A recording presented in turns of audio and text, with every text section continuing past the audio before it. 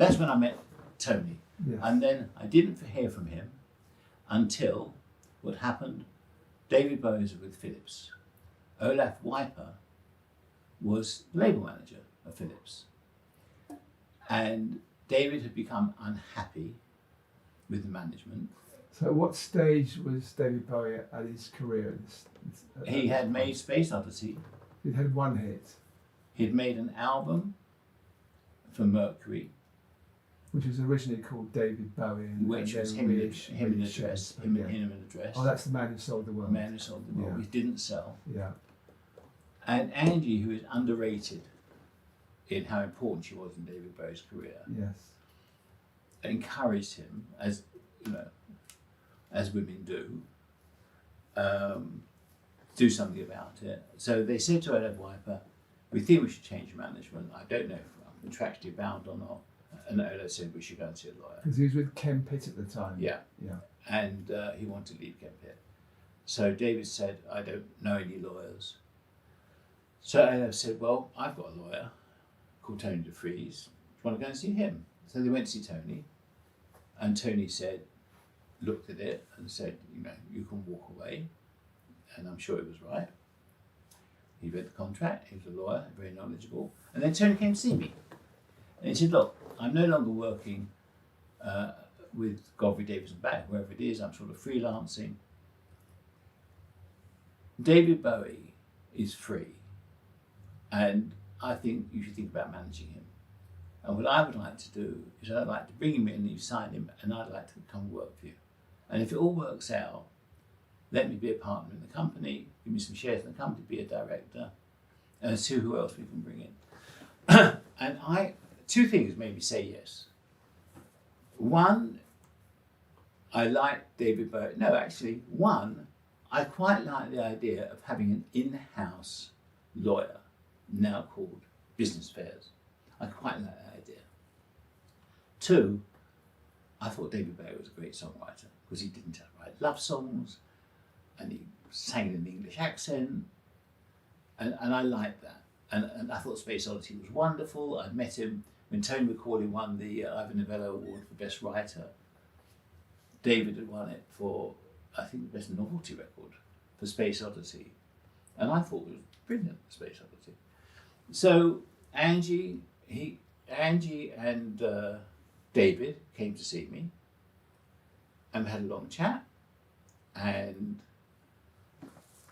I said, a bit worried about the androgyny. You know, your last album, you were dressed as a woman. And at that time, you know, as you know, in perceived wisdom was that girls are the main people who buy pop records, and they want, you know, alpha man, good looking heroes, things stick on the wall.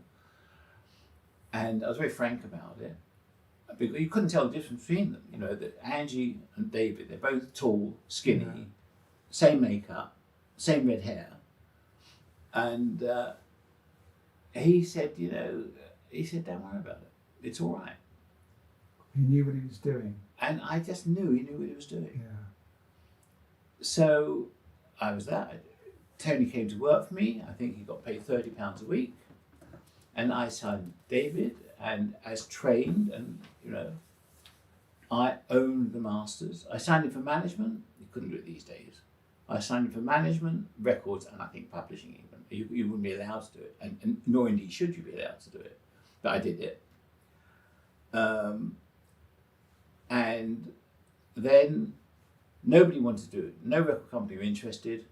So I put him into the studio, and he made 7 tracks of his own, and 4, I think, with Dana.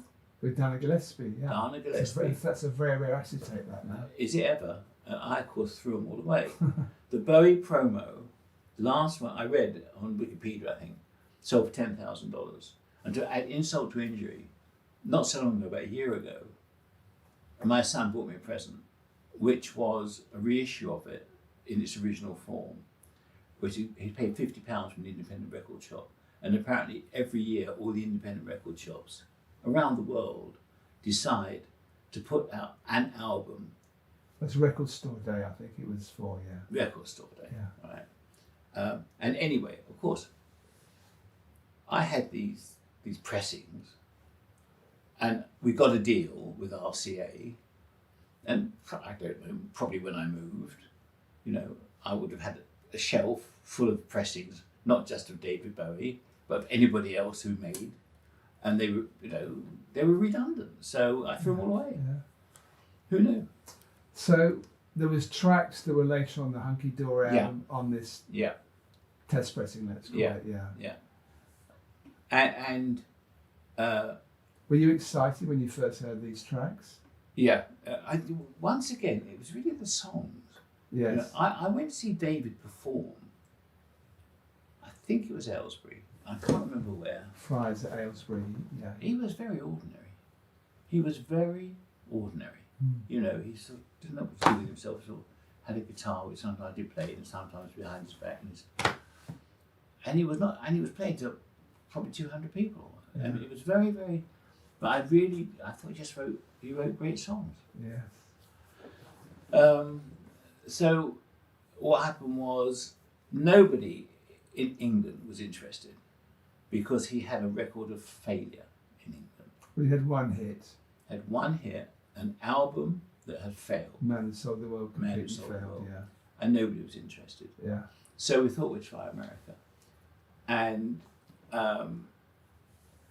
so we tried to line up a few American record companies, and I had an American lawyer called Norman Kurtz. And he said, RCA are sort of really, really keen to looking for something different. So he fixed up a meeting for Defries to go and see RCA. And to cut a long story short, RCA actually liked it very much. And we did a deal with RCA whereby Jem, my 100% owned company, licensed licensed that album, and I did a deal for the next few albums to RCA. And we put out Hunky Dory, and it really didn't sell very well. Yeah, the figure you give in the book, it sold 2,000 the first month, which isn't very many. Not very many. Yeah. And then we put out Ziggy Stardust, and then David got a persona, Ziggy Stardust. And once David painted his face, it was like an actor. You meet some actors, they're the most boring people in the world, Put them in front of a camera and give them a character. They're dynamic. But he worked hard, like he'd really, I never met the guy, but from what I read and what I've seen documentary-wise, he had the time with Lindsay Kemp. Yeah. So he was very working theatrical. on his image. Very much so. And very, very much so. And his androgyny, it wasn't so much his sexual preferences, it was an image. Yes, there was a very interesting documentary the BBC did recently. It was a third part in the series. This one was about his early days and about his childhood. And it seems that he couldn't project how he really felt as Davy Jones, David Bowie. Yeah. So he created these alter That's egos. That's that exactly he would, right. Yes. And once he did that, he was off and running.